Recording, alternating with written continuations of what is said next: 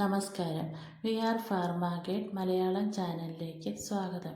ഇന്ന് നമ്മൾ ചർച്ച ചെയ്യുന്നത് ഡയബറ്റീസ് ഉള്ളവർക്ക് കഴിക്കാൻ പറ്റുന്ന 10 ഭക്ഷണങ്ങളെക്കുറിച്ചാണ്. നിങ്ങൾക്ക് ഡയബറ്റീസ് ഉണ്ടോ അല്ലെങ്കിൽ വീട്ടിൽ ആർക്കെങ്കിലും ഷുഗർ ഉണ്ടോ എങ്കിൽ ഈ വീഡിയോ നിങ്ങൾക്കുള്ളതാണ്. കാരണം ഷുഗർ രോഗികൾ ഏറ്റവും കൂടുതൽ കേൾക്കുന്ന വാക്ക് എന്താണെന്നറിയാമോ? ഇത് കഴിക്കരുത്, അത് കഴിക്കരുത്, അരി കഴിക്കരുത്, ഭക്ഷണം കഴിക്കരുത്. അങ്ങനെ പറഞ്ഞ് അവസാനം എന്ത് കഴിക്കണമെന്ന് പോലും പലർക്കും അറിയില്ല. സത്യത്തിൽ ഡയബറ്റീസ് ഉള്ളവർ പട്ടിണി കിടക്കേണ്ട ആവശ്യമില്ല. പക്ഷേ ശരിയായ ഭക്ഷണങ്ങൾ തിരഞ്ഞെടുക്കേണ്ടതുണ്ട്. ഇന്ന് ബ്ലഡ് ഷുഗർ നിയന്ത്രിക്കാൻ സഹായിക്കുന്ന 10 ഭക്ഷണങ്ങളെക്കുറിച്ചാണ് നമ്മൾ സംസാരിക്കുന്നത്. ഒരു കാര്യം ആദ്യം തന്നെ പറയട്ടെ, ഈ ലിസ്റ്റിലെ ഒരു ഭക്ഷണവും ഡയബറ്റീസ് മാറ്റുന്ന മരുന്നല്ല. പക്ഷേ സമീകൃതമായ ഭക്ഷണക്രമത്തിൻ്റെ ഭാഗമായി ഉൾപ്പെടുത്തുമ്പോൾ ബ്ലഡ് ഷുഗർ നിയന്ത്രിക്കാൻ സഹായിക്കുന്ന ഭക്ഷണങ്ങളാണ്. അപ്പോൾ തുടങ്ങാം. ആദ്യം മുട്ട. മുട്ട ഒരു മികച്ച പ്രോട്ടീൻ സ്രോതസ്സാണ്. പ്രോട്ടീൻ കൂടുതൽ സമയം വയർ നിറഞ്ഞതായി തോന്നാൻ സഹായിക്കുന്നു. അതുകൊണ്ട് ഇടയ്ക്കിടെയുള്ള അനാവശ്യ ഭക്ഷണം കുറയ്ക്കാൻ കഴിയും. മുട്ടയിൽ കാർബോഹൈഡ്രേറ്റ് വളരെ കുറവാണ്. അതുകൊണ്ട് ബ്ലഡ് ഷുഗർ പെട്ടെന്ന് ഉയർത്താനുള്ള സാധ്യതയും കുറവാണ്. പ്രഭാത ഭക്ഷണത്തിൽ ഒരു പുഴുങ്ങിയ മുട്ട ഉൾപ്പെടുത്തുന്നത് നല്ലൊരു ശീലമാണ്. എന്നാൽ ഒരു കാര്യം ഓർക്കണം, ഡയബറ്റീസ് ഉള്ള എല്ലാവരുടെയും ആരോഗ്യസ്ഥിതി ഒരുപോലെയല്ല. ചിലർക്ക് കൊളസ്ട്രോൾ പ്രശ്നങ്ങളോ ഹൃദ്രോഗമോ ഉണ്ടാകാം. അതുകൊണ്ട് നിങ്ങളുടെ മൊത്തം ആരോഗ്യസ്ഥിതിക്ക് അനുയോജ്യമായ ഭക്ഷണക്രമമാണ് പ്രധാനമായത്. അടുത്തതായി ചീരയും ഇലക്കറികളും. ചീര, മുരിങ്ങയില, ചെറുപയറില തുടങ്ങിയ ഇലക്കറികൾ വളരെ നല്ല ഭക്ഷണങ്ങളാണ്. ഇവയിൽ ഫൈബർ ധാരാളമുണ്ട്. ഫൈബർ കൂടുതലുള്ള ഭക്ഷണങ്ങൾ ദഹനം മന്ദഗതിയിലാക്കാൻ സഹായിക്കുന്നു. അതുവഴി ഭക്ഷണത്തിന് ശേഷം ബ്ലഡ് ഷുഗർ പെട്ടെന്ന് ഉയരുന്നത് കുറയ്ക്കാൻ സഹായിക്കും. മറ്റൊരു ഗുണം എന്താണെന്നറിയാമോ? ഇവയിൽ കലോറി കുറവാണ്. അതുകൊണ്ട് ശരീരഭാരം നിയന്ത്രിക്കാനും സഹായിക്കുന്നു. ഡയബറ്റീസ് നിയന്ത്രണത്തിൽ ശരീരഭാരത്തിനും വലിയ പങ്കുണ്ട്. അടുത്തത് വെണ്ടയ്ക്ക. കേരളത്തിലെ മിക്ക വീടുകളിലും എളുപ്പത്തിൽ ലഭിക്കുന്ന പച്ചക്കറിയാണ് വെണ്ടയ്ക്ക. വെണ്ടയ്ക്കായിൽ ഫൈബർ അടങ്ങിയിട്ടുണ്ട്.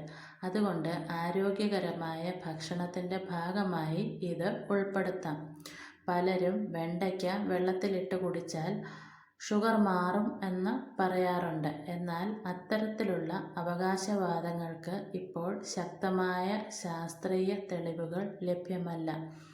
അതുകൊണ്ട് വെണ്ടയ്ക്കയെ ഒരു മരുന്നായി കാണാതെ ഒരു ആരോഗ്യകരമായ പച്ചക്കറിയായി കാണുന്നതാണ് നല്ലത്. അടുത്തത് പയറുവർഗ്ഗങ്ങൾ.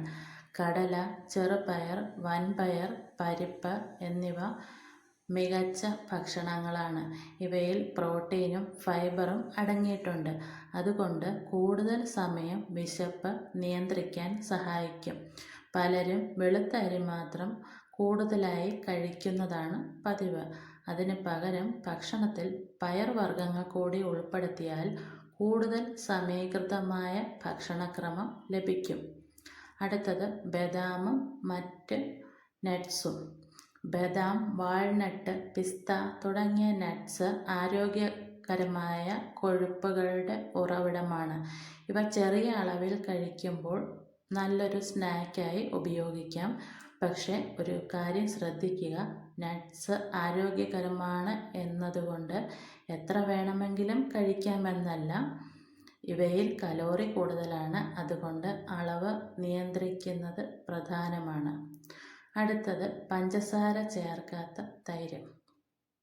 തൈര് മിക്ക മലയാളി വീടുകളിലും സ്ഥിരമായി ഉപയോഗിക്കുന്ന ഭക്ഷണമാണ്. ഇത് പ്രോട്ടീൻ നൽകുന്നു. കൂടാതെ ദഹനാരോഗ്യത്തിന് സഹായിക്കുന്ന ബാക്ടീരിയകളും അടങ്ങിയിട്ടുണ്ട്. പക്ഷേ മാർക്കറ്റിൽ ലഭിക്കുന്ന പല ഫ്ലേവേർഡ് യോഗട്ടുകളിലും പഞ്ചസാര കൂടുതലായിരിക്കും.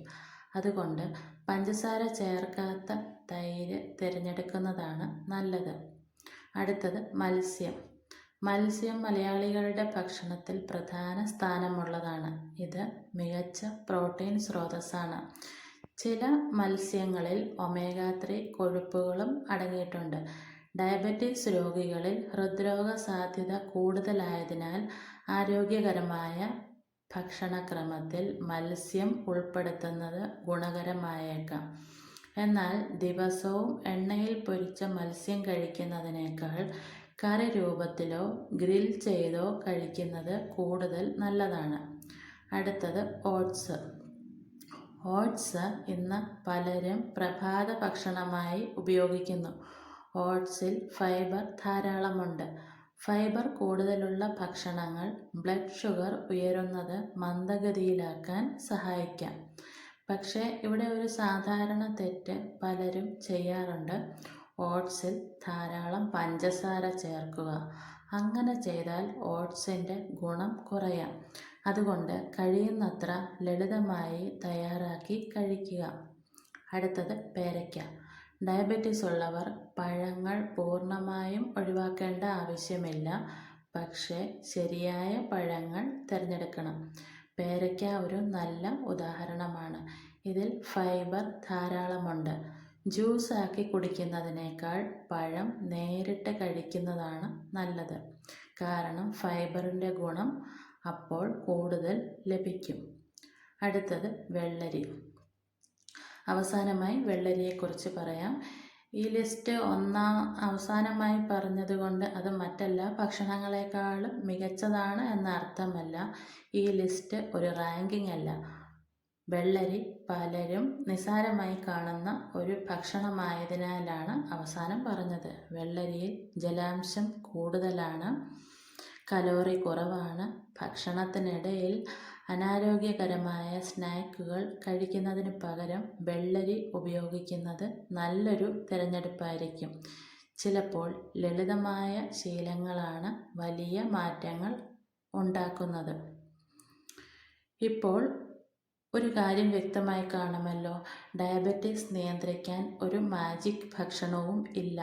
മരുന്നുകൾ, വ്യായാമം, നല്ല ഉറക്കം, ശരീരഭാരം നിയന്ത്രിക്കൽ, സമീകൃതമായ ഭക്ഷണക്രമം ഇവയെല്ലാം ഒരുമിച്ച് പ്രവർത്തിക്കുമ്പോഴാണ് നല്ല ഫലം ലഭിക്കുന്നത്. ഇന്ന് പറഞ്ഞ 10 ഭക്ഷണങ്ങളിൽ നിങ്ങൾ സ്ഥിരമായി കഴിക്കുന്നത് ഏതാണ്? കമൻറ്റിൽ എഴുതുക. ഈ വീഡിയോ ഉപകാരപ്പെട്ടെങ്കിൽ നമ്മുടെ ചാനൽ സബ്സ്ക്രൈബ് ചെയ്യാനും ലൈക്ക് ചെയ്യാനും ഷെയർ ചെയ്യാനും മറക്കരുത്. അടുത്ത വീഡിയോയിൽ ഞാൻ സംസാരിക്കുന്നത് ഡയബറ്റിസ് രോഗികൾ കഴിയുന്നത്ര ഒഴിവാക്കേണ്ട ചില ഭക്ഷണ കാര്യങ്ങളെക്കുറിച്ചായിരിക്കും. അത് കാണാൻ മറക്കരുത്. നന്ദി.